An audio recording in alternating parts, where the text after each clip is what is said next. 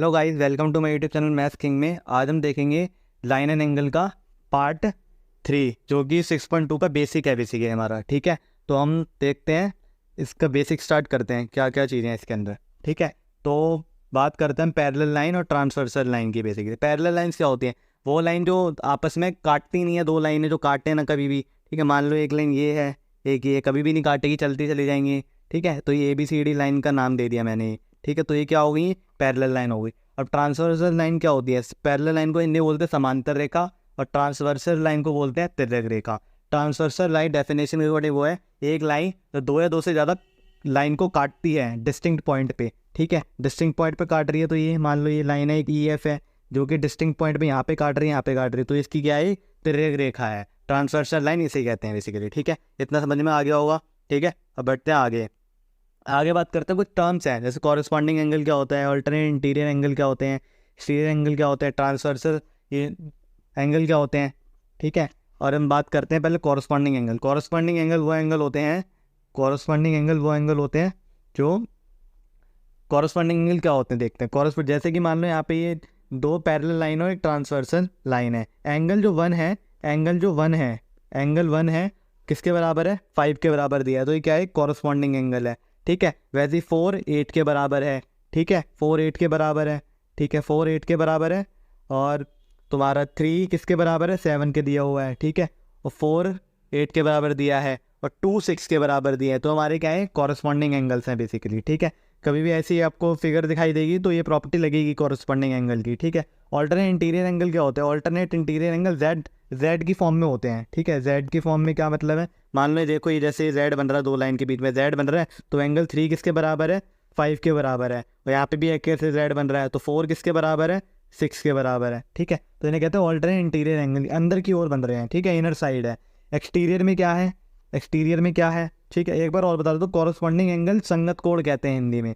Alternate interior angle को कहते हैं अंत एकांतर कोण। एक्सटीरियर एंगल को कहते हैं बाह्य एकांतर कोण। बाह्य एकांतर कोण में जैसे कि मान लो ये एक जेड बन रहा है। ठीक है, एक जेड के ऊपर एंगल 2 है, ये किसके बराबर दिया है? 8 के बराबर दिया है। 2 8 के बराबर होगा, यहाँ पे 8 कर लेना। ठीक है, यहाँ पे 8 कर लेना। ठीक है, और जो यहाँ पे 1 है, यहाँ पे भी तो एक जेड बन रहा है, एक 1 है, किसके बराबर होगा? 7 के बराबर होगा। ठीक है, इन्हें कहते हैं एकांतर बाह्य कोण, क्योंकि बाहर की तरफ बन रहे होते हैं। ठीक है, ट्रांसवर्सल क्या होते हैं? ट्रांसवर्सल ये जो वाले एंगल है 3, इसके बारे में, interior angle on the same side of the transversal line. ठीक है, तो इसमें हम स्लाइड, जैसे कि यहाँ पे दो लाइन है। ठीक है, एक ट्रांसवर्सल लाइन काट रही है, जो तिर्यक रेखा की एक ही ओर बने कोण।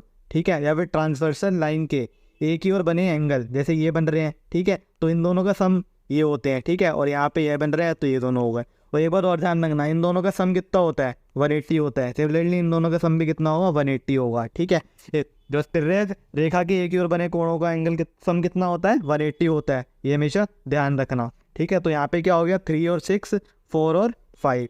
आई होप क्लियर हो गया होगा ये। ठीक है, अब बढ़ते हैं आगे। क्या कह रहा है? Line parallel to the same line. इसका मतलब क्या है? मान लो दो लाइन आपस में पैरेलल है, ये दी हैं। ठीक है, AB लाइन CD के पैरेलल डी है। ठीक है, AB लाइन किसके पैरेलल डी है?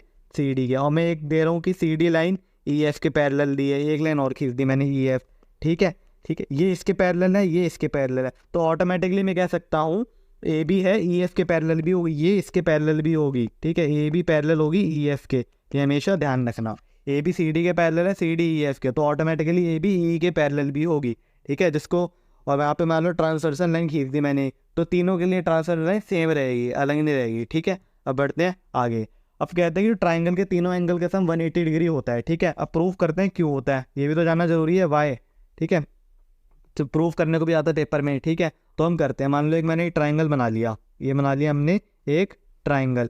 मान लो मैंने ये है A, ये है B, ये है C।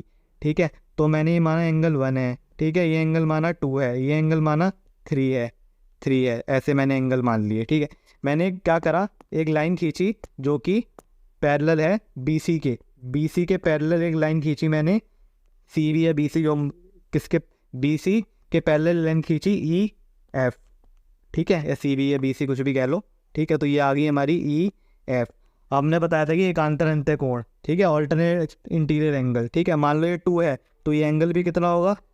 2 होगा। ये 3 है, तो ये कितना होगा? 3 होगा। ठीक है, हमें पता है कि एक ही लाइन पे स्ट्रेट लाइन पे बने एंगल का सम कितना होता है, स्ट्रेट लाइन पे बना एंगल कितना होता है 180 डिग्री होता है। तो ई एफ क्या है, एक स्ट्रेट लाइन है जिसका एंगल कितना हो 180 डिग्री। तो मैं कह सकता हूँ angle 1 plus angle 2 plus angle 3 किसके बराबर होगा 180 के। तो मैं कह सकता हूँ एंगल 1 प्लस 2 प्लस 3 का सम कितना है, एंगल का 180 डिग्री है। तो हम कह सकते हैं कि ट्राइंगल के तीनों एंगल का सम कितना होता है 180 होता है। ये हो गया प्रूफ। पेपर में भी आप ऐसे ही करके आएंगे, थोड़ा सिस्टमेटिक तरीके से करना, पूरे मार्क्स मिलेंगे। ठीक है, तो इसमें इतना ही। ये प्रूफ जान लिया, ये वाला कॉन्सेप्ट हो गया। कॉरस्पॉन्डिंग एंगल, संगत कोण, ऑल्टरनेट एंटीरियर एंगल, एकांतर अंतर कोण, ये बाह्य कोण एक्सटीरियर एंगल, और ये तेरे रेखा की एक और बने कोण। ठीक है, और यहाँ पे पूरा कॉन्सेप्ट बता दिया है। ठीक है, और ट्रांसवर्सल लाइन, पैरेलल लाइन के बारे में बता दिया। ठीक है, तो ये हमारा हो गया इसका बेसिक 3। 6.2 आगे जो एक्सरसाइज होगी उसके क्वेश्चन है इसी के ऊपर बेस्ड है, ये कर रखा है तभी वो करना। ठीक है, तो हम